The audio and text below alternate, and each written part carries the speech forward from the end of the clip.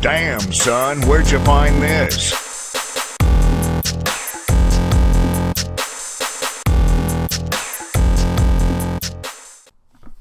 Hey, what's going on, everybody? It's your boy NLCP Gaming, and I'm bringing you another 2K video.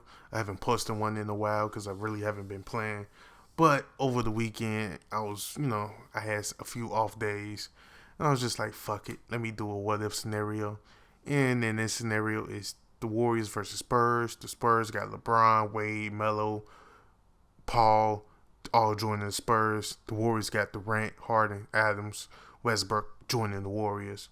But that's not what we have for today. I'm bringing, few NBA news and buckets. Not news and buckets, but news and opinions. My mind's always on ball is life, so that's why I said buckets. But as announced today, Curry wins the MVP for the second year in a row. It's well deserved.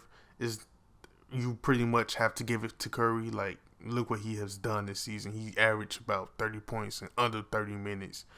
He also took his team to a 73-9 record. Like, this has not been done since Mike, and he won 72-10. So how can you not give it to Curry? Like, it's impossible not to give it to Curry, right? Just like Steve Kerr / Luke Walton should have won Coach of the Year. If a team goes 73-9, you have to give them most of the rewards. Now, did Draymond win? No, Kawhi won Defensive Player of the Year this year, I believe, which Draymond should have won. Like, it's pretty much a wash. You could have chose, in my opinion, you could have chose either one, but I would have gave it to Draymond. Rookie of the Year was, did they announce Rookie of the Year yet? I don't believe so, but we all know that's Karl Anthony Towns. Me, myself, I would have voted for Cameron Payne, but that's because I'm an OKC fan. And I'm a homer. Like, I admit I'd probably vote for OKC in most of these awards besides MVP and Coach of the Year and Defensive Player of the Year, because we really don't have no Defensive Player of the Year type players. Robinson nice, but he's not Draymond or Kawhi. But yeah, these playoffs though, man, these playoffs been like the best playoff series that I've seen in a couple of years. Like, you got OKC and Spurs going at it. You got LeBron. He got his little cakewalk to the finals again. Like, everybody was talking that dumb shit. Like, the East is better than the West this year, and it's like, is it really? Because I've been watching these playoffs, and boy, the East has been boring as fuck to watch. Like, take the first round, for example. Detroit and Cleveland was boring. It's not 2008 no more. Detroit versus Cleveland is not a good matchup anymore to watch. Miami versus Charlotte. Like, I don't want to watch Charlotte. They're boring. It's just the East play style. It's like watching the East is just a fucking bore. Like, man, I don't know if is it a play style difference or what? Because the West is just so much more exciting. Like, well, then again, you do got the better teams in the West, as in Golden State demolished the Rockets even without Curry, which is sad to say. Because if I'm the Rockets, they should have won at least 1 or 2 games without Curry. But that team has no heart, so I can understand why. Then you got San Antonio. They demolished Memphis. Memphis was injured. Even if Memphis was healthy, they still wouldn't have won the game against San Antonio. Once again, it's not 2011 no more. Memphis is not that same type of team. You had Golden State. You got OKC versus Dallas. Dallas, they trash as hell, and they know they trash as hell, which is why they try to do everything under the sun to try to get us off our game. You even had Mark Cuban saying the dumbest shit, like Westbrook is not a superstar. And then Westbrook put up a superstar stat line with the triple-double against his court super team. I like Dirk, but like, that's a horrible way to go out. Like, he went out like a bitch. He didn't do no bitch shit, but his team pissed on his legacy. And they ain't pissed on his legacy because nobody's gonna remember this. But you get what I'm saying. Like, the way he got eliminated with a bunch of bitches on his squad. What can you do though? He should have never signed with them. He could always come off the bench for us in OKC. I would love to have Dirk, and that's the only way he could win another ring. Then you had the Clippers and the Clippers and the Trailblazers, which really should have been the Clippers win. But you know, when your top two players and your only two good players get injured, it's kind of hard to win in the playoffs. Trust me, I'm an OKC fan. We have had injuries year in and year out, so I understand why why the Clippers lost. And it was a shitty way to lose. I don't know if they blow it up this summer. If I was them, I wouldn't blow it up. I would have blown it up if they faced the Warriors and lost against the Warriors. And I definitely would have blown it up if they advanced to face the Warriors, and then the Warriors, Steph Curry was still injured, and they still get swept. I'm definitely blowing it up after that. But that didn't happen. They got eliminated first round by the Trailblazers. Trailblazers was just, they took advantage. You see the difference between the Trailblazers and the Rockets is when a player on the previous team get injured, the Trailblazers take advantage. The Rockets just laid down like a bunch of bitches and still got eliminated. And still got swept. I don't think they won the game in against Golden State. I think they got swept. What else you had? That's it. Yeah, that's it for the West. Like I said, the East was just horrendous this year. Like LeBron eliminates, he gets swept. I mean, he sweeps Detroit. Miami and Charlotte bores you with 7 games.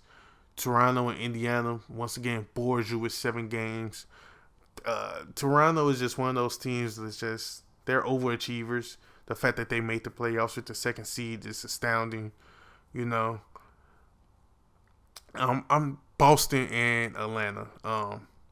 I like Boston. They got one of the best coaches on their team, but they should have beat Atlanta. At least with that, we have Boston against Cleveland. They would have put up a more of a fight instead of getting swept like Atlanta did. Hold on, I just got a text, but that's from my boy. But who else? Now you got the second round. You got You got Atlanta. They just got swept by Cleveland. Once again, LeBron just faces I think he has had the easiest playoff run in the East. Like Kobe didn't had to face all-star teams and good-ass teams with Phoenix, San Antonio, Utah. You remember those series with Kobe. Mike, we all know the history behind that. But it's like with LeBron, it's like this nigga faces like Detroit. Like, who's on Detroit besides Drummond? And he's not developed yet to the point where he could lead a team. Their point guard is a bitch. It's like, who on Detroit? Like, wow. Like, LeBron he has it easy in the East. Atlanta is one of those teams that's like a regular season team where they overachieve and then they get to the playoffs and they face a team with a superstar and they just get demolished. It proves the point that you need a superstar in this league to even be successful. And now you got Toronto and Miami. They gonna be boring us with 7 games. Miami was so much better with LeBron. It's like now they just fucking trash. Like, they not trash, but they trash. Like, they just, it's just the product of the East. Like, it's just, you get these teams in the East where it's like they make it to the playoffs and they're not entertaining at all. Like, I watch basketball for 2 things. 1, to see Westbrook and Durant do something. Like, them 2 of my favorite players of all time, so I love watching them. And 2, to be entertained. Take, for example, Golden State. I'm entertained when I watch them play. They play a very entertaining style of basketball. When I watch Toronto, it's kind of trash. Just, they're trash. Like, they play style trash. Their uniforms trash. Their court trash. Their center trash. They little boyfriend they got at courtside trash. Everything about Toronto is just trash. Miami, the uniforms is nice, court is nice, organization is nice, but the on-court product is trash. I used to like watching Wade before 2012 finals, but he's one of those players that's just, he passed his time. Like, I don't see him winning anymore. Out coast on the West. I said that so wrong, but out in the East. Out in the West, you got Golden State and Trailblazers. Steph Curry's still out, but he be turning very, very soon. And then you got San Antonio and OKC going at it. Like you seen last night game, Durant said you seen Durant kick into another gear, and he just like, I'm not getting eliminated this soon. Like I'm not going. He's not going out like a bitch. You know, if we had Harden instead of Durant, we would have went out like a bitch because that's what Houston do. That's what that team do.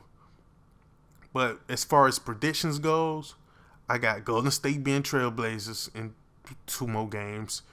Then I got, it's a bold prediction.